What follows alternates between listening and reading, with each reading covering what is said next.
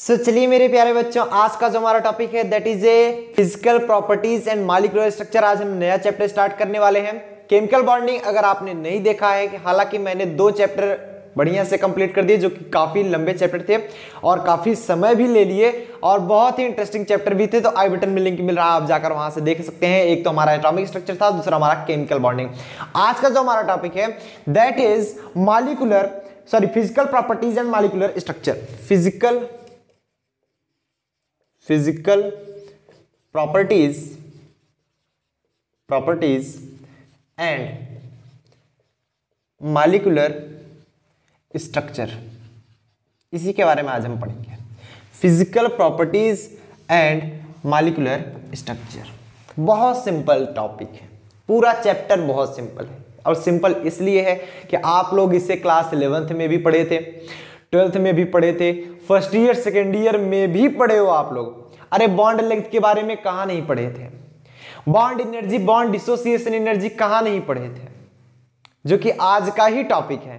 बहुत सिंपल है, लेकिन एक बार हम आपको फटाफट से बता देना चाहेंगे, लेकिन आपके दिमाग में अभी भी कुछ ऐसी चीजें हैं जो बैठ चुकी हैं जो कि सरासर गलत है, जैसे bond dissociation energy and bond energy से रिलेटेड काफी बच्चों को यह प्रॉब्लम होती है, क्योंकि ये टॉपिक ही ऐसा है कि मतलब वो पहले छोटी बुकों में जब पढ़े थे वही बाद में भी पढ़ते चले आए। हालांकि बाद में जो बुक में मिला वो एक्सेप्ट करने के लिए तैयार नहीं।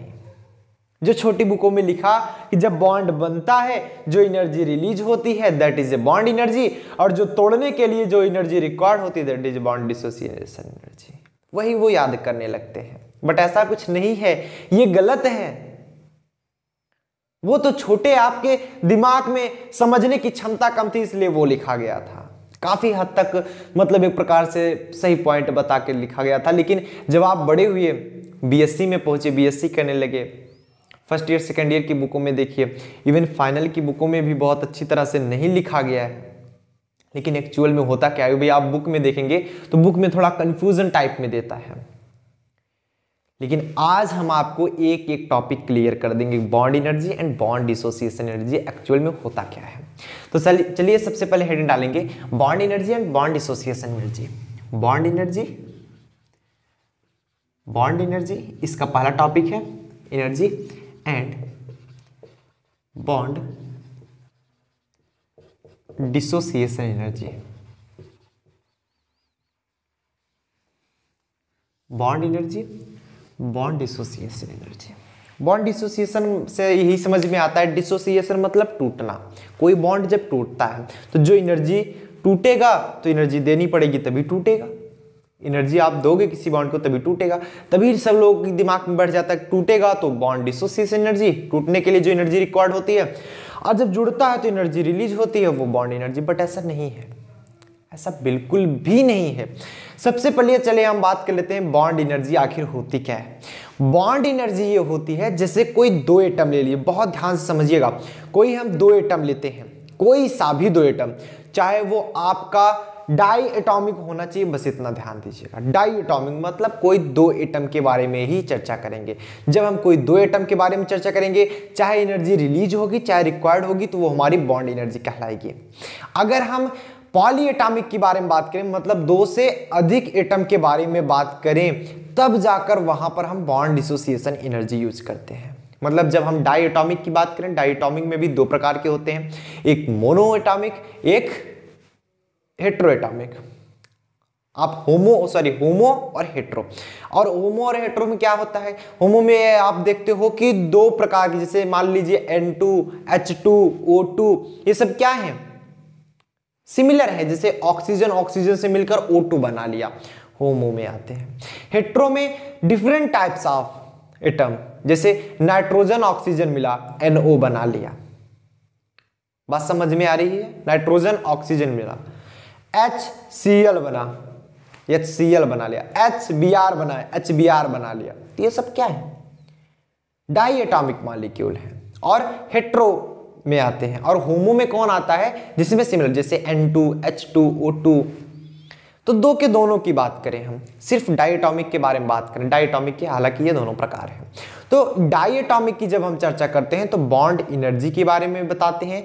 अगर कोई डाई एटॉमिक मॉलिक्यूल है तो उस मॉलिक्यूल को तोड़ने के लिए जो एनर्जी रिक्वायर्ड होगी वो हमारी बॉन्ड एनर्जी कहलाएगी। या फिर कोई दो एटम है जिसको जब वो जुड़ेंगे तो जो एनर्जी रिलीज होगी उसे हम बॉन्ड एनर्जी बोलेंगे। वहीं पर अगर हम पॉलीएटॉमिक के बारे में बात कर लें, जैसे CO2 हो गया, जिसे H2O हो गया, मतलब दो से अधिक एटम, जब दो से अधिक एटम आए तो वहां पर हम क्या बोलेंगे, बॉन्ड डिसोसिएशन एनर्जी। जब दो से अधिक एटम टूटते हैं, जितनी एनर्जी रिक्वायर्ड होती है टोटल एनर्जी, वो हमारी बॉन्ड डिसोसिएशन एनर्जी कहलाती है। या फिर वो जब जुड़ते हैं तो टोटल जो एनर्जी रिक्वायर्ड होती है वो हमारी क्या कहलाती है, बॉन्ड डिसोसिएशन एनर्जी। उम्मीद करते हैं आपको समझ में आया होगा। अब आपके दिमाग से ये हट गया होगा कि बॉन्ड एनर्जी जब दो जुड़ते हैं तभी को बॉन्ड एनर्जी बोलते हैं, ऐसा नहीं है। बॉन्ड एनर्जी किसे कहते हैं आपको समझ में आया। जब टूटता है जितनी एनर्जी रिक्वायर्ड होती है उसको भी बॉन्ड एनर्जी बोलेंगे, लेकिन कब, जब वो डाई एटॉमिक मॉलिक्यूल होगा, डाई एटॉमिक मॉलिक्यूल होगा, पॉलीएटॉमिक नहीं होना चाहिए। सिर्फ डाई एटॉमिक की चर्चा करेंगे तो हम क्या बोलेंगे, बॉन्ड एनर्जी, एंड पॉलीएटॉमिक के बारे में चर्चा करेंगे तो हम क्या बोलेंगे, बॉन्ड डिसोसिएशन एनर्जी। कंफर्म होता है। चलिए अब हम सबसे पहले हेडिंग डालेंगे बॉन्ड एनर्जी के बारे में। अब पढ़ते हैं बॉन्ड एनर्जी। बॉन्ड एनर्जी क्या होता है, अब यहीं पर लिखेंगे कि the energy required to dissociate one mole of bond, the energy required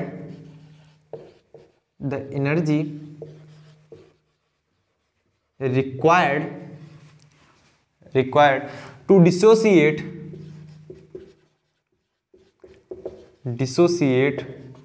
one mole of bond,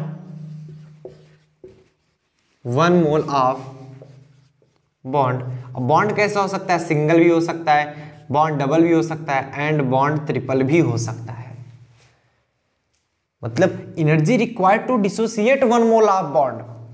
अब आपका बॉन्ड सिंगल भी हो सकता है, डबल भी हो सकता है, एंड ट्रिपल भी हो सकता है। जरूरी नहीं कि वो सिंगल बॉन्ड ही हो। ठीक, between two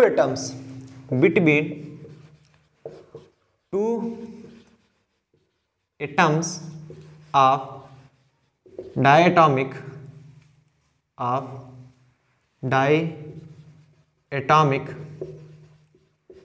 molecule is also known as क्या कहलाती है हमारी, बॉन्ड एनर्जी। बॉन्ड एनर्जी वो हमारी बॉन्ड एनर्जी कहलाती है। बात समझ में आई। The energy required to dissociate one mole of bond, किसी वन मोल ऑफ बॉन्ड को ब्रेक करने के लिए जितनी एनर्जी रिक्वायर्ड होती है, याद रखिएगा, किसी वन मोल ऑफ बॉन्ड को किसी दो एटम के बीच में बनने वाले एक या सिंगल, डबल या ट्रिपल बॉन्ड को तोड़ने के लिए जितनी एनर्जी रिक्वायर्ड होती है बॉन्ड एनर्जी कहलाती है। बस इतना याद रखिएगा, वो बॉन्ड एनर्जी कहलाती है। या फिर बॉन्ड एनर्जी को हम बोलते हैं बॉन्ड एंथैल्पी भी बोलते हैं, तो हम बॉन्ड एंथैल्पी भी लिख सकते हैं, बॉन्ड एंथैल्पी, चाहे एनर्जी कहें चाहे एंथैल्पी कहें। बात समझ में आई। जब दो एटम होंगे, डाई एटॉमिक मॉलिक्यूल होगा, उसको ब्रेक करने के लिए जो एनर्जी रिक्वायर्ड होगी वो हमारी क्या कहलाएगी, बॉन्ड एंथैल्पी या फिर बॉन्ड एनर्जी कहलाएगी। अब यहाँ पर अथवा करके आप एक परिभाषा और लिख सकते हो। यहीं पर बच्चों को कंफ्यूजन होता है, लेकिन आज आपको कंफ्यूजन नहीं होगा। अब बात समझ में आ रही है। अब जो दोनों जुड़ेंगे, दो एटम जब जुड़ेंगे तो जो एनर्जी रिलीज होगी वो भी तो हमारी बॉन्ड एनर्जी ही कहलाएगी ना, क्योंकि वो डायटोमिक मॉलिक्यूल है। चाहे टूटने के लिए जो एनर्जी रिक्वायर्ड है चाहे वो रिलीज हो, तो लिख सकते हैं the energy release when one mole such bond is formed. लिख सकते हैं द एनर्जी रिलीज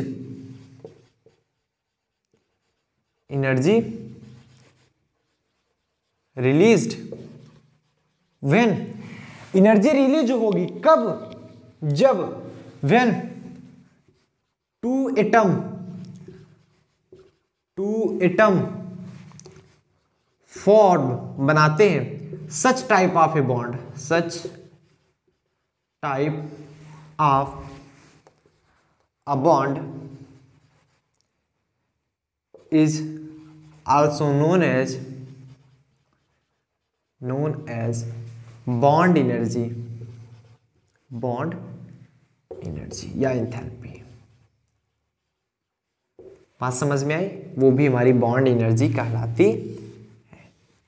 मतलब जब रिलीज होगी, जब दो एटम जुड़ करके इस प्रकार के बॉन्ड बनाते हैं, चाहे वो सिंगल बॉन्ड बना रहे हो, चाहे वो डबल बॉन्ड बना रहे हो, चाहे वो ट्रिपल बॉन्ड बना रहे हो, तो वो हमारा क्या कहलाएगा? Bond energy. अथवा जब वो सिंगल बॉन्ड, डबल बॉन्ड या ट्रिपल बॉन्ड से जुड़े हो, जब उसे ब्रेक करने के लिए जितनी एनर्जी की रिक्वायर्ड होगी, वो हमारा क्या कहलाएगा? सिंपली बॉन्ड एनर्जी कहलाएगा। क्लियर है?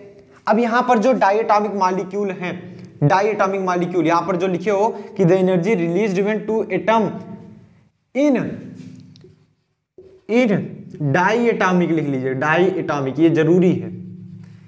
Diatomic form such type of a bond is also known as bond energy. अब डायटोमिक भी दो प्रकार के हो सकते हैं। डायटोमिक मॉलिक्यूल जो होते हैं, मॉलिक्यूल वो भी दो प्रकार के होते हैं। एक तो हमारा होमो, एक हमारा हेट्रो। जिसे आप वहां पर पढ़ते थे होमोजीनियस, हेट्रोजीनियस, वैसे यहां पर होमो एटॉमिक या हेट्रो एटॉमिक भी पढ़ते हो। होमो मतलब क्या होता है? Two similar type of atom होते हैं इसमें होता क्या है? टू सिमिलर, या लिख सकते हो ऐसे कि बॉन्ड जो बनता है ये दो सिमिलर एटम्स के बीच में बनता है होमो में। तो the bond form between two similar atom, जैसे फॉर एग्जाम्पल के लिए आप बता सकते हो H2, N2, I2 etcetera, O2, कुछ भी लिख लो। हेट्रो में क्या होता है?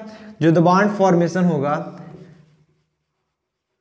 Bond form between two different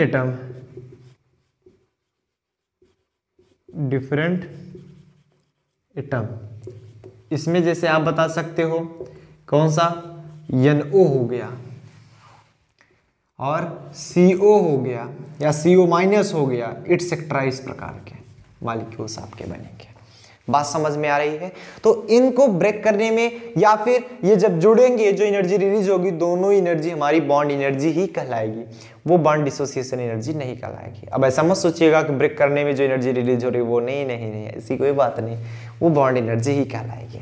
बात क्लियर होनी नया सबको सकते हो। चलिए एग्जाम्पल के तौर पे अगर हम कुछ एग्जाम्पल आप लेना चाहो तो और अच्छी बात। जैसे फॉर एग्जाम्पल के लिए बॉन्ड एनर्जी का एग्जाम्पल आप देख लो। जैसे मान लो H2 था, मतलब H बॉन्ड H, इसको बोलेंगे H2। इसको जब हम तोड़ेंगे, समझना, इसको जब हम तोड़ेंगे, और एक चीज याद रखिएगा, जब बॉन्ड टूटता है, कोई बॉन्ड जैसे मान लो H2 बना है, इसको अगर हमें तोड़ना है, पहले से उस पे के पास कुछ एनर्जी रही होगी, आप एनर्जी दोगे तब जाकर वो टूटेगा, मतलब एनर्जी बढ़ रही है, वहां पर एनर्जी क्या होगा? पॉजिटिव होगी, डेल्टा H0 की वैल्यू पॉजिटिव होगा। अगर आप जोड़ रहे हो, जैसे मान लो HCl मिल रहा है, जब मिल रहा है तो एनर्जी रिलीज होगी। जो भी दोनों के पास एनर्जी थी उन दोनों का सम जो होगा, मान लो इसके पास 500 रहा हो, इसके पास 200, 5 2 700, लेकिन जब वो दोनों जुड़े तो मान लो 200 निकल गया तो बचा तो 500 ही, तो 200 वहां पर क्या हुआ? निगेटिव हुआ, क्योंकि ये वैल्यू आपकी घट रही है, डेल्टा H0 की वैल्यू निगेटिव हो जाएगी। जब जुड़ेंगे तो वैल्यू निगेटिव होगी डेल्टा H0 की, जब टूटेंगे डेल्टा H0 की वैल्यू पॉजिटिव, इसलिए क्योंकि आप एनर्जी दे रहे हो, एनर्जी में बढ़ोतरी हो रही है उधर। जब एनर्जी में बढ़ोतरी होगी तो स्टेबिलिटी कम हो जाती है, स्टेबिलिटी कम तो दोनों भाग जाएंगे, इसलिए। तो H बॉन्ड H है, तो आप जब इसे तोड़े तो कैसे, किसमें टूटा? H गैस और H गैस में, ऐसे टूट गया। बात सही है? सही है। तो यहां पर जो डेल्टा H0 की वैल्यू आती है वो प्रैक्टिकली डिटरमाइंड 436 किलोजूल पर मोल। डेल्टा H0 की वैल्यू 436 किलोजूल पर मोल, ये है। अगर यहीं पर ये कुछ ऐसा रहा होता कंडीशन, H और H जुड़ता तो ये क्या बनाता, H बॉन्ड H या फिर H2O बनाता। तो यहाँ पर अब ये जुड़ रहा है तो एनर्जी रिलीज हो रही, जब एनर्जी रिलीज होगी तो एनर्जी की वैल्यू कम हो रही है, अर्थात delta H not negative 436 kilo joule per mole. यही हमारी बॉन्ड एनर्जी है, 436 kilo joule per mole, that is a bond energy, ये बॉन्ड एनर्जी कहलाती है। और यहीं पर कोई और एग्जांपल ले लें, मान लो ऑक्सीजन का ले लेते हैं, तो इसमें 146 होता है। जैसे ऑक्सीजन हो गया, O2 बना लो, O2 मतलब O double bond O, O2 है, इसको आपको ब्रेक करना है। जब ब्रेक करोगे तो एनर्जी दोगे तो ये किस में टूटेगा, O प्लस O में टूट जाएगा, ठीक। जब एनर्जी दे रहे हो तो ये टूट रहा है, जब ये टूट रहा है तो एनर्जी पाएगा तो टूटेगा, जब एनर्जी पाएगा तो एनर्जी बढ़ेगी घटेगी, बढ़ेगी, अर्थात डेल्टा H नॉट की वैल्यू पॉजिटिव, तो 146 किलो जूल पर मोल। और जब ये ऐड करोगे O प्लस O, तो यहां पर अगर बॉन्ड बना रहे होते तो O डबल बॉन्ड O या फिर O2 बना लेता। जब ये O2 बना लेता तो होता क्या, क्योंकि ये ऐड हो रहे हैं तो एनर्जी रिलीज हो रही है, अर्थात एनर्जी में कमी आ रही है, तो डेल्टा H नॉट की वैल्यू हमारी निगेटिव हो जाती है 146 किलो जूल पर मोल। नोट कर लीजिए, ये चीजें थी हमारी बॉन्ड एनर्जी के रिलेटेड। उम्मीद करते हैं आपको यहाँ तक समझ में आया होगा बॉन्ड एनर्जी आखिर होती क्या है। अब हम चलिए आगे बढ़ते हैं बॉन्ड डिसोसिएशन एनर्जी की तरफ। आखिर बॉन्ड डिसोसिएशन एनर्जी क्या होती है, हमारी बॉन्ड डिसोसिएशन एनर्जी हम कहाँ कहाँ यूज करते हैं। सो इतना नोट डाउन कर लीजिए। अब हम डालेंगे बॉन्ड डिसोसिएशन एनर्जी, लिख लिए इतना, बहुत बढ़िया। फिर डालेंगे bond dissociation energy, bond dissociation energy. Bond dissociation energy क्या होती है, जैसे कि हमने पहले ही बताया, जो बॉन्ड डिसोसिएशन एनर्जी होती है वो दो से अधिक एटम के बारे में बात करती है। मतलब सब कुछ यही होगा, वो डायटॉमिक ना होकर के पॉलीएटॉमिक के बारे में बात करेगा बॉन्ड डिसोसिएशन एनर्जी। तो सब कुछ आप यही लिखोगे, वो केस होगा पॉलीएटॉमिक के लिए, मतलब दो या दो से अधिक केस होंगे वहां पर। तो अगर आप लिखना चाहते हो कि the energy required to dissociate 1 mole of bond between 2 atoms of polyatomic molecule लिखोगे। पॉलीएटॉमिक मॉलिक्यूल मतलब एवरेज बॉन्ड वहां पर लिखोगे, एवरेज बॉन्ड जो डिसोसिएट हो रहे हैं, एवरेज बॉन्ड जो ऐड हो रहे हैं, उसकी पूरी एवरेज एनर्जी हमारी बॉन्ड डिसोसिएशन एनर्जी का होगी। बात समझ में आ रही है, मतलब जो एवरेज एनर्जी होगी वो हमारी बॉन्ड डिसोसिएशन एनर्जी का लाएगी। जैसे H2O तोड़ना हुआ, पहले H2O ही डायरेक्ट नहीं टूट जाता, अभी हम चलो दिखा रहे हैं इसको, इसके बारे में एक्सप्लेन कर रहे हैं। यहाँ पर चलिए देखते हैं, लिखेंगे बॉन्ड डिसोसिएशन एनर्जी, लिख लेंगे बॉन्ड डिसोसिएशन एनर्जी इज, जो बॉन्ड डिसोसिएशन एनर्जी होती है वो क्या होती है, bond dissociation energy is average energy value, average energy value. जैसे कि हमने बताया जो बॉन्ड डिसोसिएशन एनर्जी होती है वो क्या होती है, एवरेज एनर्जी वैल्यू होती है। सभी बॉन्ड को टूटने में जो एवरेज वैल्यू आती है वो हमारी बॉन्ड डिसोसिएशन एनर्जी कहलाती है। Average energy value to dissociate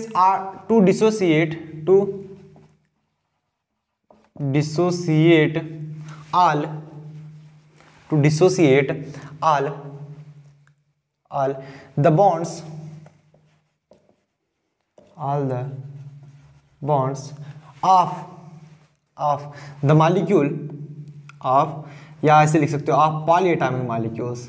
polyatomic का मतलब समझते हो ना, पॉलीएटॉमिक मॉलिक्यूल्स, ठीक, पॉलीएटॉमिक मॉलिक्यूल्स मतलब कोई यहाँ पर पॉलीएटॉमिक मॉलिक्यूल्स होगा। पॉलीएटॉमिक मॉलिक्यूल्स का मतलब जैसे H2O, CO2, SO2, ये सब हमारे हो गए पॉलीएटॉमिक, मतलब दो से अधिक एटम जिसमें आ रहे हैं। तो उन दोनों को तोड़ने के लिए जितनी टोटल एनर्जी निकलेगी वो हमारी बॉन्ड डिसोसिएशन एनर्जी कहलाती है। बात क्लियर हो रही है। जैसे फॉर एग्जांपल के लिए आप लिख सकते हो यहाँ पर, आप जैसे लिख लो H2O is a polyatomic molecule, CO2 is a polyatomic molecule.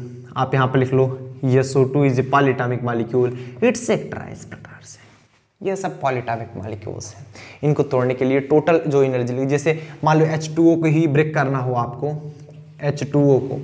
H2O को ही ब्रेक करना हो तो H2O को लिख कैसे सकते हो? पहले H2O को अगर आप लिखना हो तो H2O कैसे होता है? कुछ ऐसे होता है। अब वहां पर स्ट्रक्चर मत देखिए कि हम स्ट्रक्चर कैसे बनाए, यहाँ पर सिर्फ हम आपको समझाने के लिए, हालांकि इसका स्ट्रक्चर ऐसा नहीं होता, इसका स्ट्रक्चर कुछ बेंट होता है। हमने ऑलरेडी इसको बताया आपको केमिकल बॉन्डिंग में, बार बार बताने की आवश्यकता नहीं है, ये सिर्फ हम समझाने के लिए आपको बता रहे हैं। बात क्लियर है? चलो, इसको अगर हमें तोड़ना हुआ तो कुछ एनर्जी देनी पड़ेगी, एनर्जी हमें देनी पड़ेगी तभी तो टूटेगा, अदरवाइज कैसे टूटेगा? तो एनर्जी जब हम देंगे तो चाहे ये वाला H चाहे ये वाला H टूटेगा, मतलब H प्लस और OH माइनस में ये टूटता है, आप सब जानते हो। H2O टूटेगा तो H प्लस OH माइनस में टूटेगा, तो ये क्या होगा? H अलग हो जाएगा और O बॉन्ड H अलग हो जाएगा। O बॉन्ड H का मतलब समझ रहे हो ना, OH, O बॉन्ड H अलग हो जाएगा। तो जब ये टूटा, H अलग और OH अलग जब टूटा तो हुआ क्या? जो हमने एनर्जी दी वो कितनी देनी पड़ती है हमें? Delta H0। ये तो आप प्रैक्टिकली डिटरमाइन बताओगे, थियोरेटिकल तो कोई है नहीं कि आप कितनी एनर्जी दोगे, प्रैक्टिकली डिटरमाइन है और आपको याद करना पड़ेगा। तो ये जो डेल्टा H0 की वैल्यू होती है that is a 498 kilo joule per mole, याद करिएगा 498 kilo joule per mole. But अगर जब हम OH को भी तोड़ेंगे अभी, क्योंकि एक बॉन्ड है उधर, तो O बॉन्ड H है, इसको आप तोड़िए तो ये किस में टूट जाएगा? O bond H, O plus H। यहाँ पर जो डेल्टा H0 है दैट इज ए 430 या 436, कहीं कहीं दिया जाता है 436 या कहीं कहीं 430 ही दिया गया, तो आप अकॉर्डिंग टू देख सकते हो। तो 430 किलो जूल पर मोल, बहुत ज़्यादा तो अंतर है नहीं, कहीं कहीं बुक में 436 लिखा गया, कहीं कहीं बुक हमने हालांकि देखा, कहीं कहीं बुक में 436 लिखा गया था, कहीं कहीं 430। आप दोनों में से कोई सा भी यूज कर सकते हो क्योंकि बहुत डिफरेंट नहीं है। अरे 430 किलो जूल और 436 किलो जूल, बहुत ज़्यादा अंतर थोड़ी है, नहीं। चलिए देखते हैं। तो ये यार डेल्टा H0 की वैल्यू। तो टोटल बॉन्ड डिसोसिएशन एनर्जी क्या निकली? अगर हमें बॉन्ड डिसोसिएशन एनर्जी निकालनी हो तो क्या बताएंगे? तो average bond energy is known as bond dissociation energy. तो एवरेज बॉन्ड एनर्जी कैसे निकालते हो? जो एवरेज बॉन्ड एनर्जी होगी, एवरेज बॉन्ड एनर्जी फार्मूला क्या होता है? जितनी एनर्जी रिक्वायर्ड हुई या फिर गेन हुई, दोनों लिखोगे, चाहे रिक्वायर्ड हो रही है चाहे गेन हो रही है, उन सभी का सम क्या लिखोगे? 498 प्लस 430। अगर यहाँ पर कोई निगेटिव होता, मतलब अगर रिलीज हो रही है निगेटिव होता तो वो भी तो ऐड किया जाता, बट माइनस साइन हो जाता तो वो घटा दिया जाता, अपान total number of bond. Total number of bond, bond कितने हैं? 2। कितने बॉन्ड? अरे H2O में कितने बॉन्ड? 2 ही तो बॉन्ड है, 1 2 बस। तो कितना निकलेगा ये? 498 प्लस 430 अपान 2 जब करोगे तो आपका आएगा 464 किलो जूल पर मोल। और यही हमारी एवरेज बॉन्ड एनर्जी हमारी कहलाती है बॉन्ड डिसोसिएशन एनर्जी। ठीक, ये हमारी कहलाती है बॉन्ड डिसोसिएशन एनर्जी। बात कंफर्म होती है? फिर से समझ लीजिएगा, bond dissociation energy is average energy value. ये एवरेज एनर्जी वैल्यू होती है to dissociate all the bond of polyatomic molecule. जैसे मान लो पॉलीएटॉमिक मॉलिक्यूल हमने H2O लिया, H2O में 2 बॉन्ड थे, आपने देखा, तो टोटल बॉन्ड को तोड़ने के लिए जितनी एनर्जी रिक्वायर्ड हुई, एवरेज एनर्जी, वही हमारी क्या कहलाएगी? Bond dissociation energy. आप देखिएगा, जैसे आप देखते हो कि आप बाइक चलाते हो या कार चलाते हो, कुछ कैसे भी जाते हो आप, मान लो बाइक से आप जा रहे हो कहीं 10 किलोमीटर, आप 50 किलोमीटर प्रति घंटे की चाल से चले, फिर अगला 10 किलोमीटर आप 60 किलोमीटर प्रति घंटे की चाल से चले। ठीक, तो आप अगर एवरेज स्पीड निकालनी होती है तो कैसे निकालते हो? पहले तो 50 से चले, फिर 60 से चले, पहले तो 50 से चले फिर 60 से चले, तो 50 प्लस 60 कर दो। 50 प्लस 60 कितनी बार चेंज किए स्पीड? एक बार इधर, फिर दोबारा चेंज किए। ठीक, तो 2 बार चेंज किए, 6 5 11 110 बटे 2 कर दो। एवरेज कितना आ गया? 55 किलोमीटर प्रति घंटा। एवरेज आपका 55 आया, क्योंकि आपकी दूरी बराबर थी 10-10 किलोमीटर, दूरी अंतर होता तो अंतर आ जाता। तो ये एवरेज निकलता है। तो एवरेज ऐसे इसका भी निकला। H2O में से जब हम बॉन्ड तोड़ेंगे तो H प्लस और OH माइनस में टूटता है, तो इसके लिए हमें 498 किलो जूल पर मोल देना पड़ा। जब हम OH को तोड़े तो ये हमारा मिला 430 किलो जूल पर मोल पर ही टूट गया था, मतलब उससे ज़्यादा हमें नहीं देना पड़ा। कहीं कहीं आप 436 देख सकते हो। तो ये ऐसे कैसे बताएंगे कि हम मान लो बॉन्ड डिसोसिएशन एनर्जी इसमें से कौन होगा, तो वो एवरेज एनर्जी आप निकालो। तो एवरेज निकालते हो कैसे, जितनी वैल्यू आपकी आई, चाहे बॉन्ड रिक्वायर्ड हुआ है एनर्जी, चाहे आपकी रिलीज हुई हो, उससे क्या मतलब, निगेटिव पॉजिटिव आप लगाए रहोगे, फटाफट वो जोड़ता चला जाएगा। मान लो यहाँ पर -430 होता तो यहाँ पर माइनस लग जाता, ठीक। तो यहाँ पर हमने ऐसे लिखा, डिवाइड बाई कितने बॉन्ड बन रहे हैं, H2O में कितने बॉन्ड, 2 बॉन्ड, 4 बॉन्ड बन रहे थे तो अपान में 4 लिखते हैं, अपान में 2। तो 498 प्लस 430 डिवाइड बाई 2 करो, 464 किलो जूल पर मोल। यही एवरेज बॉन्ड एनर्जी निकलती है। एवरेज बॉन्ड एनर्जी ही हमारी ये बॉन्ड डिसोसिएशन एनर्जी कहलाती है। उम्मीद करते हैं यहाँ तक आपको समझ में आ गया होगा। सो नोट डाउन कर लीजिए फटाफट से, नोट डाउन करिए फटाफट से। क्लियर है, समझ में आया, बहुत बढ़िया। तो चलिए नोट डाउन कर लिए होंगे आप लोग। अब हम डालेंगे factor affecting of bond energy. Bond energy को प्रभावित करने वाले कारक, मतलब बॉन्ड एनर्जी जरूरी नहीं है, अभी हम पॉइंट बताएंगे, वहाँ पर हर एक पॉइंट के लिए समझाएंगे। जैसे CH बॉन्ड जो बन रहा है, CH बॉन्ड, तो उस बॉन्ड की energy suppose that 300 kilo joule per mole. अब जितनी होती है अभी हम टेबल बता देंगे। पर्सनली हम भी नहीं याद किए हैं इस टेबल को, आप लोग को भी याद करने की कोई आवश्यकता पड़ती नहीं, इसलिए क्योंकि जहाँ पर भी अगर क्वेश्चन से भी आते हैं तो बॉन्ड एनर्जी आपकी दी गई होती है। अगर किसी का निकालना होता है तो फार्मूले से आप निकाल पाते हो। जैसे एवरेज बॉन्ड एनर्जी दे दिया गया, वहाँ पर डेल्टा S नॉट की वैल्यू ऑलरेडी दी गई होती है, इसलिए मैं ये नहीं कर रहा हूँ आपको याद करने। लेकिन कुछ ऐसे इंपॉर्टेंट हैं जो कि हमेशा यूज होते हैं, याद कर लीजिएगा। जैसे C single bond C, C double bond C triple bond C, तो ये सब कंपेरेबल में काम आते हैं कि मतलब सिंगल बॉन्ड की एनर्जी ज़्यादा है, डबल बॉन्ड की एनर्जी ज़्यादा है, ट्रिपल बॉन्ड की एनर्जी ज़्यादा है। एनर्जी सबसे ज़्यादा ट्रिपल बॉन्ड की होगी, क्यों? क्योंकि वहाँ पर तोड़ने के लिए, ब्रेक करने के लिए वहाँ 3 बॉन्ड बने, जितनी ज़्यादा बॉन्ड होंगे उतनी ज़्यादा बॉन्ड एनर्जी लगानी पड़ती है, क्योंकि आपको तीनों को तोड़ना है ना, तो आप इतनी एनर्जी दो तीनों टूट जाएं, तो वो हमारे क्या कहलाएंगे, बॉन्ड एनर्जी कहलाती है। तो वो बॉन्ड एनर्जी डिपेंड करती है वेरी टू वेरी, किस मालिक्यूल में है। जरूरी नहीं है कि CH बॉन्ड बना रहा है, अगर जैसे CH4 में जो CH बॉन्ड बना रहा है वही आपका C2H6 में बने, जरूरी नहीं है कि वही आपका C2H2 में बने, क्योंकि वहाँ पर C ट्रिपल बॉन्ड से बंधे होते हैं, तो चेंज हो सकती है, ऐसे वेरी करती है अलग अलग मालिक्यूल पर। तो यहाँ पर हेडिंग डालेंगे factor affecting of bond energies, bond energy को प्रभावित करने वाले कारक। ठीक, अब बॉन्ड एनर्जी को कौन कौन से ऐसे कारक हैं जो कि प्रभावित कर सकते हैं। सबसे पहला पॉइंट क्या कहा जा रहा है, पहले नोट कीजिएगा। Bond energy will depend on, bond energy will depend on the molecule in which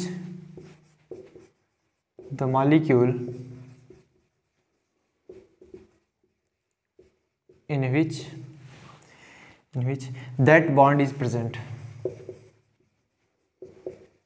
that bond is present। ठीक, मतलब क्या कहा जा रहा है कि bond energy will depend on the molecule. Bond energy जो होती है वो मॉलिक्यूल पर डिपेंड करती है, in which that bond is present, कि वो बॉन्ड किस मॉलिक्यूल में प्रेजेंट है। मतलब अलग अलग मॉलिक्यूल के लिए अलग अलग बॉन्ड एनर्जी होगी।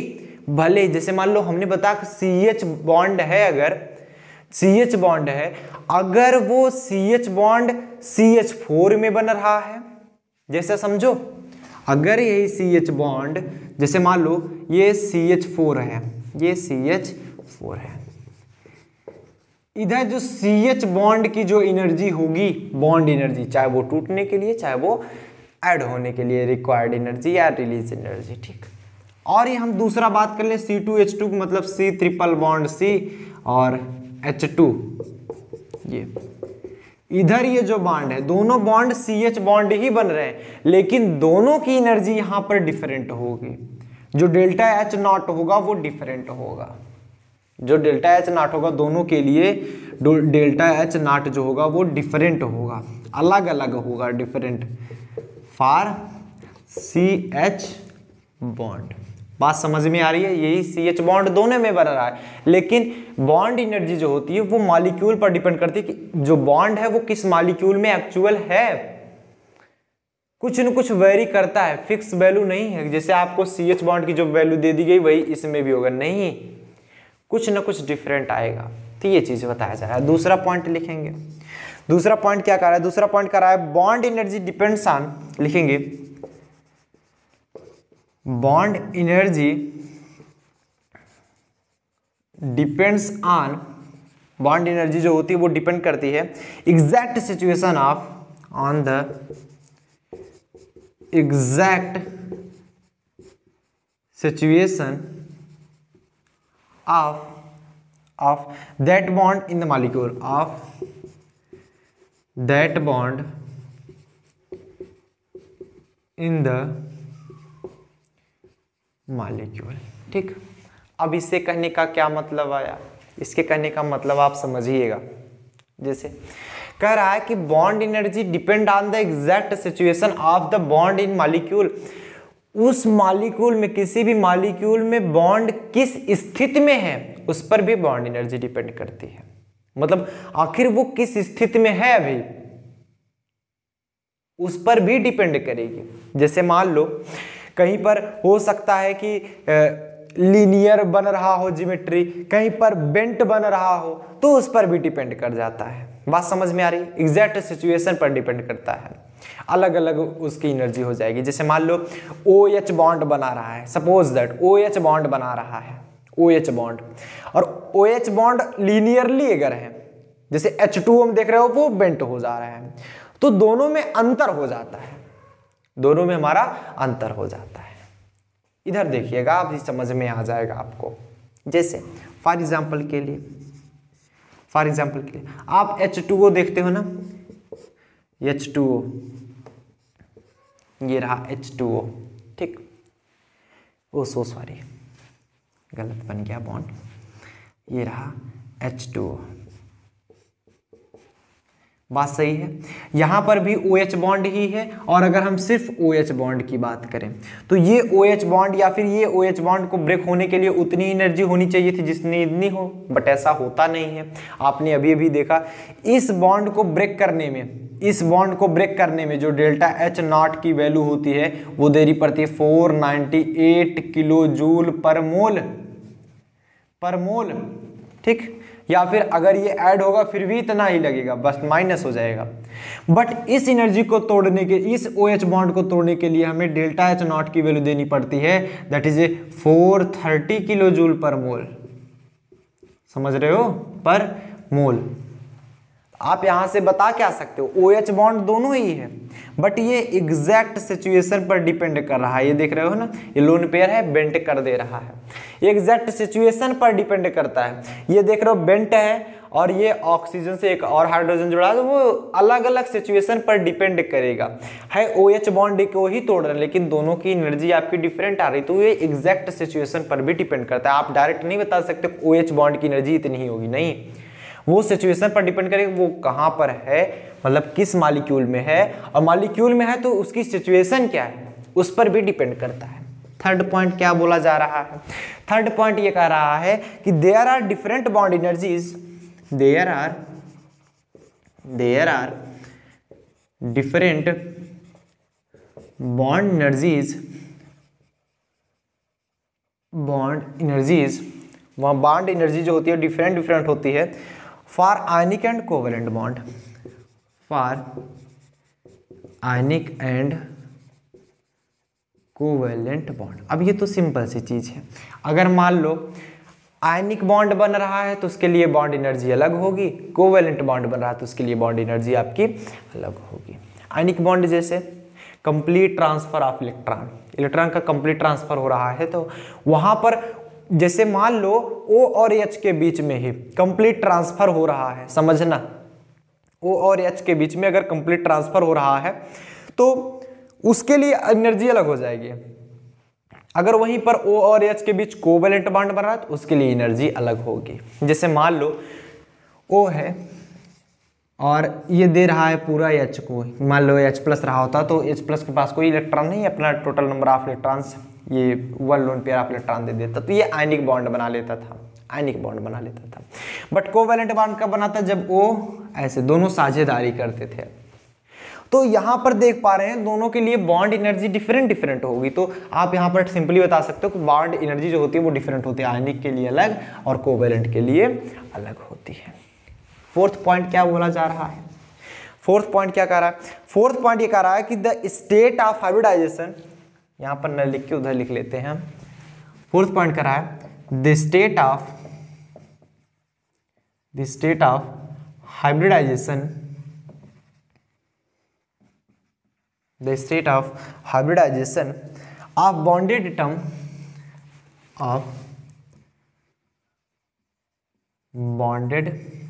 atom also affect the bond length, also affect the bond length, sorry bond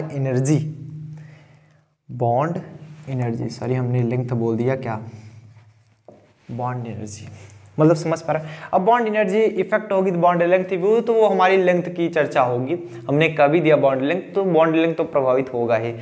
तो बॉन्ड लेंथ आप जानते हैं, जैसे मान लो सिंगल बॉन्ड है छोटा होगा, ट्रिपल बॉन्ड और छोटा होगा, सबसे बड़ा बॉन्ड होता है हमारा सिंगल बॉन्ड, डबल वाला छोटा, ट्रिपल वाला भी छोटा सिंगल की अपेक्षा। तो यहाँ पर बताओगे the state of hybridization of bonded atom, bonded atom का हाइब्रिडाइजेशन जो है also effect the bond energy, वो बॉन्ड एनर्जी को इफेक्ट करता है। मतलब हाइब्रिडाइजेशन इसमें है क्या, sp है, sp2 है, sp3 है, sp3d2 है या d2sp3 है, तो कैसे कैसा बॉन्ड है वो उस पर भी डिपेंड करता है। ठीक, जैसे फॉर एग्जाम्पल के लिए एक छोटा सा एग्जाम्पल हम आपको दिखाना चाहेंगे, फॉर एग्जाम्पल के लिए आप समझेंगे, धीरे धीरे समझ में आएगा। जैसे इधर लिख लीजिए आप CH बॉन्ड, CH बॉन्ड, और इधर हम लिख लेंगे बॉन्ड एनर्जी, बॉन्ड एनर्जी ये रहा, और बीच में आप हाइब्रिडाइजेशन भी ऐड कर दीजिएगा, बीच में हम क्या करेंगे हाइब्रिडाइजेशन भी ऐड कर देंगे।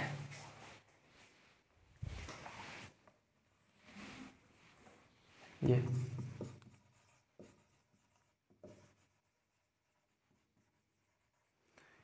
हाइब्रिडाइजेशन, ठीक। CH बॉन्ड में जैसे आपका रहा हो C2H2, ये C2H2, इसके कहने का मतलब ये रहा C triple bond C and H, इसके कहने का मतलब यही है C2H2 रहा। तो C2H2 के लिए जो हाइब्रिडाइजेशन होता है वो sp हाइब्रिडाइजेशन होता है। अब हाइब्रिडाइजेशन कैसे निकालना जाता है आप सबको पता है, नहीं जानते हो तो यूट्यूब पे सर्च कर लो हाउ टू फाइंड हाइब्रिडाइजेशन, आपको काफ़ी सारे यूट्यूब लेक्चर मिल जाएंगे, आप वहाँ पर पढ़ सकते हैं। इवन हाइब्रिडाइजेशन अगर हमने भी पढ़ाया तो हमारा भी लेक्चर आपको मिल जाएगा, तो वो आप पढ़ सकते हैं। तो कहीं से भी पढ़ लो हाउ टू फाइंड हाइब्रिडाइजेशन, अगर आपको नहीं आता। ये क्लास आपके BSc सेकेंड ईयर में भी पढ़ाई गई थी, फर्स्ट ईयर में भी पढ़ाई गई थी। अगर समय मिला, अगर हो सकता है आपके अगर एग्ज़ाम में वो पेपर में रहा तो हम इसको इसमें भी पढ़ा देंगे, और फर्स्ट ईयर और सेकंड ईयर में ऑलरेडी आप पढ़े हैं। नहीं अगर भूल भी गए कोई दिक्कत नहीं, आप तुरंत जाइए सर्च कर लीजिए इसको, यहीं पर आप थोड़ा सा या फिर इसको पढ़ने के बाद आप जाकर वहाँ पर एक बार जरूर सर्च कर लीजिएगा हाउ टू फाइंड हाइब्रिडाइजेशन, आपको बहुत अच्छे अच्छे ट्रिक्स भी मिल जाएंगे, तो आप ट्रिक्स का भी फॉलो कर सकते हो। लेकिन अगर कंप्लीट नॉलेज चाहिए तो हाइब्रिडाइजेशन पे पूरा आपको फोकस करना पड़ेगा। तो C2H2 हम उसके बारे में एक्सप्लेन इधर नहीं करने वाले क्योंकि टाइम बहुत ज़्यादा चला जाएगा। C2H2 में sp हाइब्रिडाइजेशन होता है। अब C2H2 में देख रहे हैं जो बॉन्ड लेंथ है वो कम है, बॉन्ड लेंथ कम है ना, क्योंकि आप ट्रिपल बॉन्ड देख रहे हो, ट्रिपल बॉन्ड में बॉन्ड लेंथ छोटी होती है, बॉन्ड लेंथ क्या होती है छोटी होती है, तो आपको एनर्जी ज़्यादा खर्च करनी पड़ेगी उसको तोड़ने के लिए, क्योंकि जब C अगर इतने दूर दूर हैं दोनों कार्बन, तब ज़्यादा एनर्जी देनी पड़ेगी, इतने पास हैं तब, पास हैं तब, क्योंकि फोर्स ऑफ अट्रैक्शन ज़्यादा होता है, तो इनकी बॉन्ड लेंथ कम होती है और ये बॉन्ड भी ज़्यादा बना रहे हैं। जब ज़्यादा बॉन्ड बना रहे हैं तो ऑलरेडी बात है कि आपको बॉन्ड एनर्जी ज़्यादा देनी पड़ेगी, तो ये होता है हमारा 502 किलो जूल पर मोल, 502 किलो जूल पर मोल, ठीक। और अगर हम यहीं पर बात कर लें किसकी, C2H4 की, C2H4 मतलब समझ पा रहे हैं, C double bond C, H H H, C2H4 की बात करें, C2H4 की बात करेंगे तो इसमें होगा sp2 हाइब्रिडाइजेशन, sp2 हाइब्रिडाइजेशन, ठीक। C2H4 में होता है sp2 हाइब्रिडाइजेशन, और इसमें जो एनर्जी देनी पड़ेगी, क्योंकि इसमें जो बॉन्ड लेंथ होता है वो ट्रिपल की अपेक्षा थोड़ा सा ज्यादा होता है, देख पा रहे हैं आपने, ट्रिपल की अपेक्षा थोड़ा सा ज्यादा होता है, इसलिए इसमें थोड़ी सी कम ही एनर्जी देनी पड़ेगी। और बॉन्ड की भी कमी है, उसमें 3 बॉन्ड थे, इसमें 2 ही बॉन्ड है कार्बन कार्बन के बीच में, तो ये आसानी से टूट जाते हैं। और आसानी और भी बॉन्ड है, उसको तो तोड़ना ही पड़ेगा, उसको तो तोड़ना ही पड़ेगा। लेकिन CH बॉन्ड इसमें भी है, लेकिन ये ट्रिपल बॉन्ड है, ये डबल बॉन्ड है, वहां से भी अंतर आ जाता है। ये हमारा बॉन्ड डिसोसिएशन एनर्जी यहाँ पर लग रहा है, बॉन्ड एनर्जी नहीं, क्योंकि आप देख पा रहे हो ये पॉली एटॉमिक मॉलिक्यूल्स हैं। तो यहाँ पर क्या होगा, 443.5 किलो जूल पर मोल देना पड़ता है।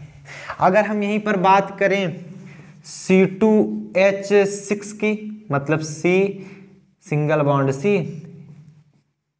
इसकी बात करें H H H H H H, C2H6 की, तो C2H6 में आप देख रहे हो सिंगल बॉन्ड है, और सिंगल बॉन्ड के जो बॉन्ड लेंथ है वो सबसे ज्यादा, ये देख पा रहे हो ना, सिंगल बॉन्ड की बॉन्ड लेंथ सबसे ज्यादा, तो वो ज्यादा दूर है अपेक्षा सेकेंड एंड थर्ड, बाकी तो सभी है ही।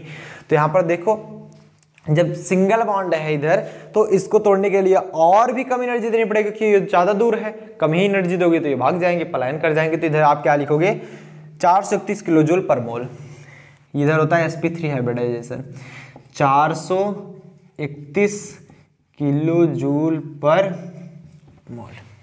नोट कर लीजिए, नोट कर लीजिए। उम्मीद करते हैं आपको ये चीज़ें समझ में आई होगी, समझ में आ गई है। चलिए हम कुछ आपको एक टेबल बना देते हैं, तो टेबल बनाने के बाद ये लेक्चर खत्म हो जाएगा। इतना नोट डाउन कर लीजिए, फटाफट से नोट डाउन करिए, बहुत बढ़िया। चलिए देखते हैं, अब एक बार हेडिंग डालेंगे बॉन्ड, फिर बॉन्ड एनर्जी, मतलब अलग अलग बॉन्ड के लिए बॉन्ड एनर्जी देखेंगे। लेकिन उससे पहले हमने इसलिए बता दिया कि वो फिक्स बॉन्ड एनर्जी नहीं है। जैसे CH के लिए हमने जो बॉन्ड एनर्जी बता दी वो फिक्स नहीं है, जैसे C2H6 में अलग थी, C2H2 में अलग थी, इसलिए आप लोग हमेशा याद रखिएगा। हालांकि वो डबल बॉन्ड ट्रिपल बॉन्ड आया है उसके लिए भी हमने एनर्जी बताई है, बट एग्जैक्ट सिचुएशन पर डिपेंड करेगा और अलग अलग मॉलिक्यूल पर भी डिपेंड करेगा, थोड़ा बहुत अंतर आ जाता है, थोड़ा बहुत अंतर आएगा। जैसे हमने मान लिया ये बता दिया 332 किलो जूल पर मोल, तो किसी में 332 होगा, किसी में 330 हो सकता है, किसी में 325 ही हो सकता है, किसी में 335 हो सकता है। तो वो अलग अलग बॉन्ड पर डिपेंड करेगा, मतलब अलग अलग मॉलिक्यूल पर डिपेंड करेगा, उसकी सिचुएशन पर डिपेंड करेगा किस में है। इवन हाइब्रिडाइजेशन पर भी डिपेंड करता है कि हाइब्रिडाइजेशन कैसा है, बॉन्ड लेंथ पर डिपेंड करता है, तो काफ़ी सारी चीज़ों पर डिपेंड करता है। तो आपकी जो वैल्यू होगी वो दी रहती है इसलिए एग्जाम में, और अगर आपको कहीं मिल जाए तो जो आपको लिखाया जा रहा है आप वैल्यू यहाँ पर यूज करेंगे। बात क्लियर है? होगा अगर अंतर तो बहुत मिनिमम अंतर होता है, इतना ज़्यादा भी अंतर नहीं होता कि आपकी वैल्यू गलत आए, लगभग सही हो जाता है। तो इसलिए आप वही वैल्यू याद रखेंगे। अगर मान लीजिए आपको नहीं दिया है तो ये वैल्यू आप लोग थोड़ा दिमाग में रखेंगे, और वैसे इसका पर्सनली यूज़ नहीं पड़ता कि आप इसको मिल जाएगा कि आप इसकी बॉन्ड एनर्जी लिखो, ऐसा कोई भी टॉपिक आपके एग्ज़ाम में नहीं आने वाला। तो आप इसको जाने रहेंगे तो इसका यूज समझेंगे, कहाँ कहाँ यूज हो सकता है, एग्जैक्ट इसकी वैल्यू कहाँ निकाल सकते हो, तो ये सब चीज़ें आपके बेनिफिट कर जाती हैं। तो यहाँ पर देखिएगा आप लिखेंगे बॉन्ड, और यहाँ पर लिखेंगे बॉन्ड एनर्जी,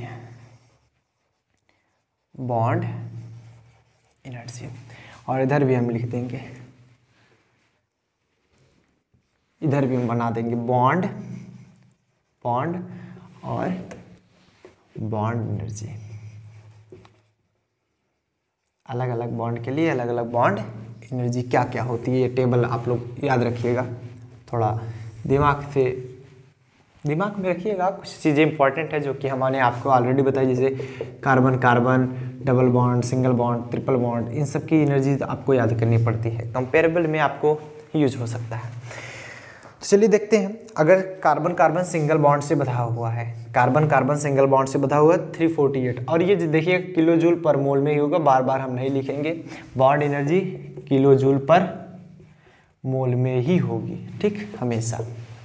तो कार्बन कार्बन अगर सिंगल बॉन्ड द्वारा बंधा है तो 348 किलो जूल पर मोल आएगा इसकी वैल्यू। अगर यहीं पर कार्बन कार्बन सिंगल बॉन्ड द्वारा बंधा होता तो ये आता 610 किलो जूल पर मोल। बात सही है। चल, और अभी देखे थे, अब जब सिंगल बॉन्ड द्वारा बंध रहा था तो वो 443 आ रहा था ना, वो C2H4 में देखो कार्बन कार्बन सिंगल बॉन्ड, वो सारी डबल बॉन्ड ही था, जैसे आपने देखा था C double bond C H H H H, देख पा रहे हो ना, C2H4। इसमें क्या निकला था 443, क्योंकि ओवरऑल आपके और भी टूटे थे बॉन्ड, तो वहां पर 443.5 किलो जूल पर मोल देना पड़ रहा था, क्योंकि CH बॉन्ड भी तो है, वो भी तोड़ना पड़ रहा था, तो एवरेज बॉन्ड एनर्जी निकालते थे ना। तो carbon double bond carbon 610 kilo, अगर सिर्फ कार्बन डबल बॉन्ड कार्बन आया तो उसे तोड़ने के लिए 610 आया, और कार्बन ट्रिपल बॉन्ड कार्बन आ गया तो इसको तोड़ने के लिए हमें 828 किलो जूल पर मोल देना पड़ता है। बात सही है। चलिए, और हाइड्रोजन बॉन्ड आ गया H बॉन्ड H, इसको तोड़ने के लिए आपको 436 किलो जूल पर मोल देना पड़ेगा, ठीक। अगर आपका HF आ गया तो HF, इसको तोड़ने के लिए आपको 5, या जुड़ता है फिर भी इतनी रिलीज होगी 563। अगर आपका आ गया NH बॉन्ड तो NH बॉन्ड के लिए 331 किलो जूल पर मोल। NN बॉन्ड आ गया तो ये सिंगल बॉन्ड N आ गया तो 861 किलो जूल पर मोल। N बॉन्ड O आ गया तो आपको मिलेगा 175 किलो जूल पर मोल। O बॉन्ड H आ गया, O बॉन्ड H तो आपको मिलेगा 463 किलो जूल पर मोल। H बॉन्ड Cl आ गया तो H बॉन्ड Cl तो 432 किलो जूल पर मोल। और H बॉन्ड Br तो ये आ गया हमारा 366 किलो जूल पर मोल, 366 किलो जूल पर मोल। अगर आपका यहीं पर HI मिला रहा होता, HI, तो ये होगा 299 किलो जूल पर मोल, 299 किलो जूल पर मोल। और CH बॉन्ड है तो CH बॉन्ड है तो ये आपका रहेगा 413 किलो जूल पर मोल। और भी हैं, और भी हम आपको लिखवा देते हैं। C बॉन्ड Cl मिला, C बॉन्ड Cl तो मिल जाएगा आपको 328 किलो जूल पर मोल। C बॉन्ड O मिल गया तो हो जाएगा 350।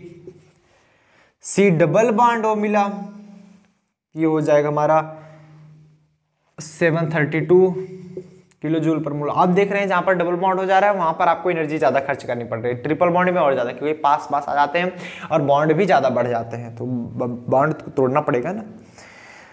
अब ये मत सोचिएगा डबल बॉन्ड में एक पाई बॉन्ड होते जल्दी टूट जाता है, तो बट सिग्मा भी तो होता है, पाई टूटता है तो पाई तोड़ने के लिए जल्दी आप जो एनर्जी खर्च करोगे, सिग्मा भी तोड़ना पड़ रहा है तो ज़्यादा एनर्जी देनी पड़ेगी।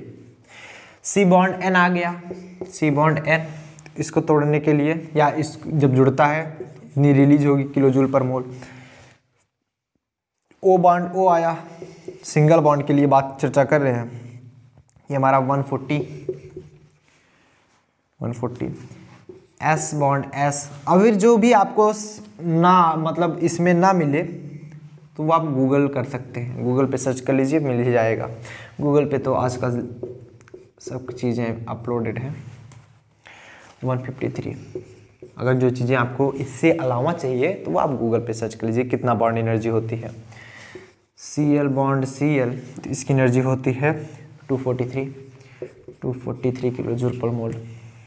I बॉन्ड Cl अगर आ गया तो वैसे जल्दी देखने को तो मिलता नहीं लेकिन आता है। I बॉन्ड Br आ गया तो I बॉन्ड Br ये 178 होता है, ठीक।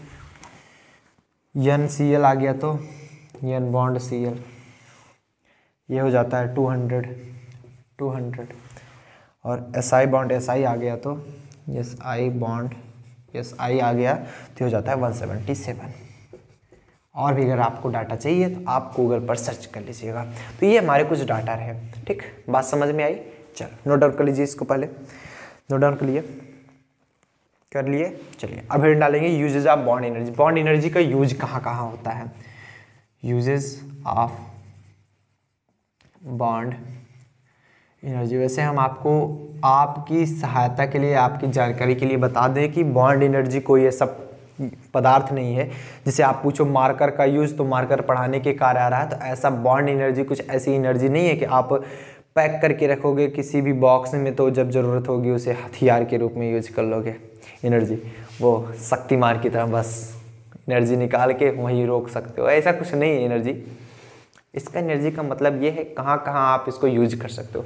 जो बायोडाटा दिया गया है आपको, ये जो डेटा मिल रहा है आपको, इसका यूज कहाँ पर हो सकता है। पहली चीज़ तो कंपेयर करने में हो सकता है, तो वो चीज़ें कहाँ कहाँ यूज हो सकती हैं, कहाँ कहाँ इसकी ज़रूरत पड़ सकती है, वो चीज़ें आपको समझ में आएगा।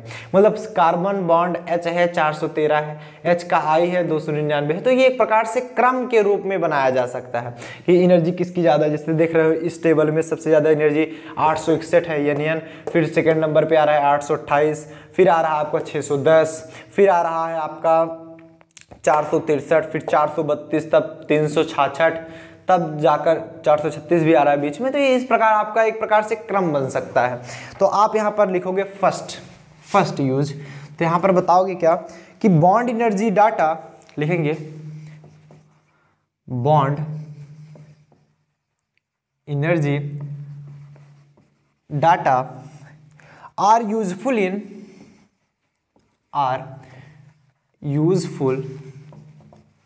इन deciding the nature of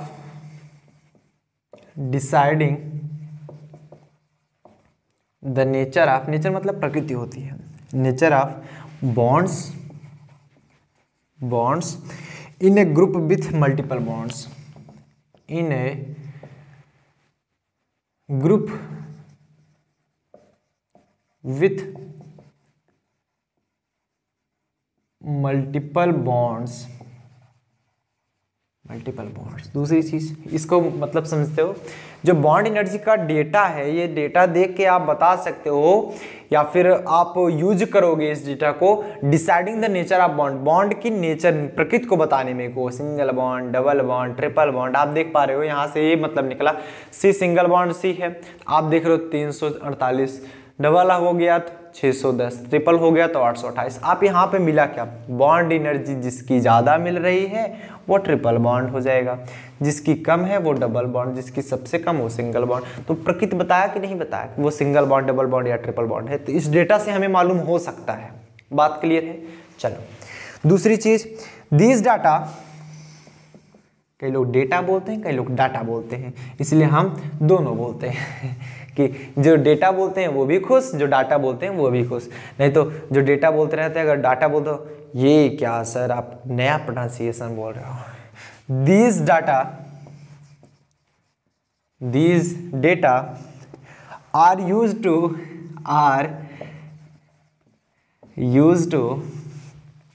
to compare the strength of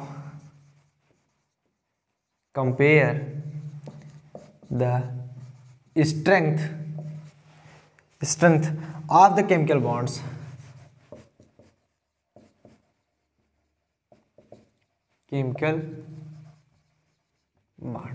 मतलब ये जो डेटा होता है ये केमिकल बॉन्ड की स्ट्रेंथ को बताता है, मतलब कंपेयर करने में यूज होता है। जैसे मान लो ये भी केमिकल बॉन्ड, ये भी केमिकल बॉन्ड, ये भी केमिकल बॉन्ड, तो स्ट्रेंथ किसकी ज्यादा है, जिसकी बॉन्ड एनर्जी ज्यादा। अर्थात कार्बन से अगर ट्रिपल बॉन्ड द्वारा जुड़े हैं, उसको अगर हमें तोड़ के हटाना हुआ तो हमें 828 किलो जूल पर मोल देना पड़ रहा है, पर मोल, हर एक मोल के लिए 828 किलो जूल एनर्जी देनी पड़ रही है। सोच लो, सिंगल बॉन्ड है तो 338 से ही काम चल जा रहा है, 348 से ही काम चल जा रहा है।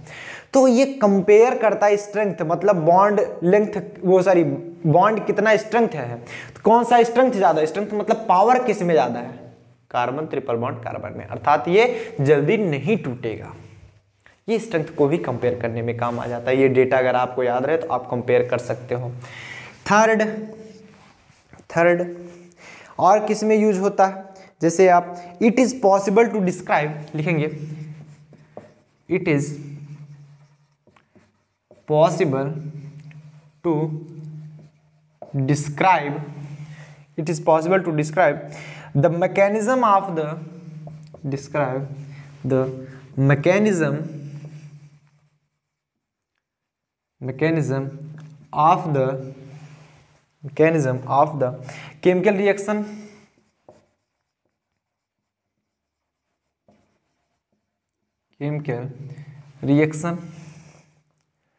on the basis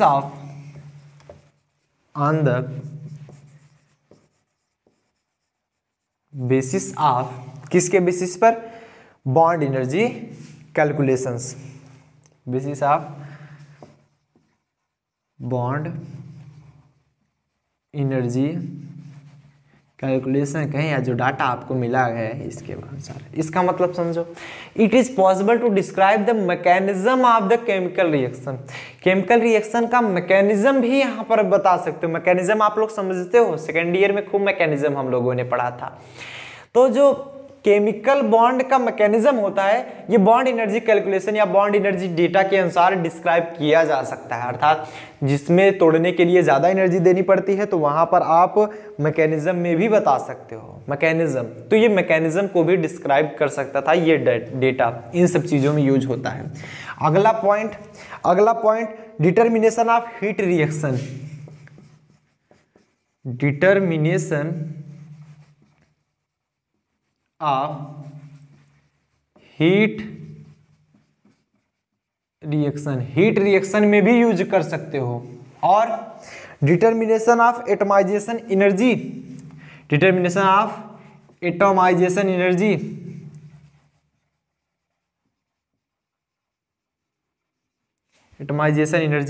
नेक्स्ट, और डिटर्मिनेशन ऑफ रेजोनेंस एनर्जी,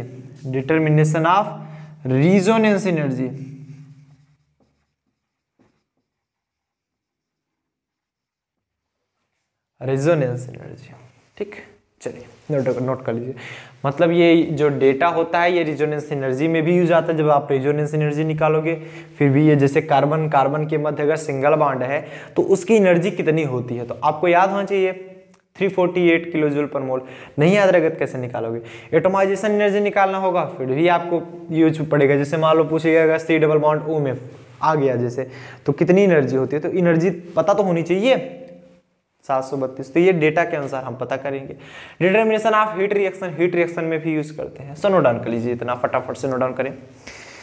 अगर आपको पीडीएफ लिंक चाहिए, पीडीएफ इन सभी का पीडीएफ नोट्स चाहिए तो डिस्क्रिप्शन बॉक्स में लिंक मिल रही है, या फिर आप टेलीग्राम पर चले जाइए, वहां पर सर्च कर लीजिएगा @union classes या फिर यूनियन क्लासेस, जो भी आपकी इच्छा कहे सर्च कर लीजिएगा। ऐसा नहीं कि जो भी इच्छा कहे, मतलब @union classes या फिर यूनियन क्लासेस आप सर्च कर लेंगे तो वहाँ पर आपको पीडीएफ लिंक मिल जाएगी। इवन वहाँ पर इंपॉर्टेंट क्वेश्चंस की क्विज भी चल रही है जिसको आपको वहाँ पर फॉलो करना है और वहाँ पर आंसर भी लगातार देते रहना है, जिसके कारण आपकी एग्ज़ाम की प्रिपरेशन अच्छी से हो पाए। और जो इंपॉर्टेंट क्वेश्चंस होते हैं, इंपॉर्टेंट न्यूमेरिकल्स होते हैं, वो भी वहाँ पर शेयर किए जाते हैं। सो नोट कर लिए फटाफट से। मिलेंगे नेक्स्ट वीडियो में। टिल दिन बढ़िया से पढ़ाई करें, लेकिन हैंड रिटन नोट्स जरूर बनाइएगा, क्योंकि हम जो नोट्स बनाते हैं वो चीज़ तो है, आपको मिल रहा है नोट्स, लेकिन आप अपने मन से जो बनाएंगे वो और भी ज़्यादा बेहतर होगा। इसलिए कि आपको किस प्रकार समझ में आ रहा है, मैटर वही करता है। अगर आपको जिस प्रकार समझ में आ रहा है आप वही प्रकार लिखेंगे। चलिए फटाफट से नोट डाउन कर लीजिए। मिलते हैं नेक्स्ट वीडियो में। टिल दिन बढ़िया से पढ़ाई करें।